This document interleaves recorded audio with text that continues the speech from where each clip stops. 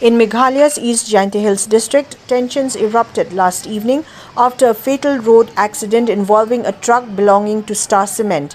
Police say the incident occurred near Vayajer village on the National Highway 6 when a Star Cement truck collided with a Bolero pickup. The truck driver allegedly fled the scene, prompting the Bolero occupants and others to chase the vehicle to the company's premises in Lumshnong. Once there, one of the individuals reportedly assaulted the truck driver.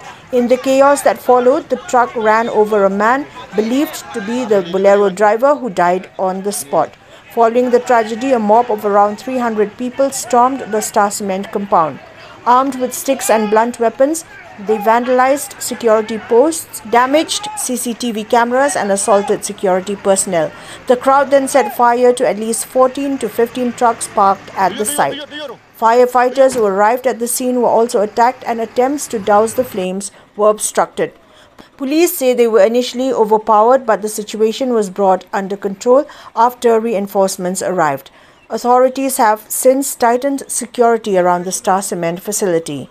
The superintendent of police has confirmed that a case has been registered and an investigation is underway.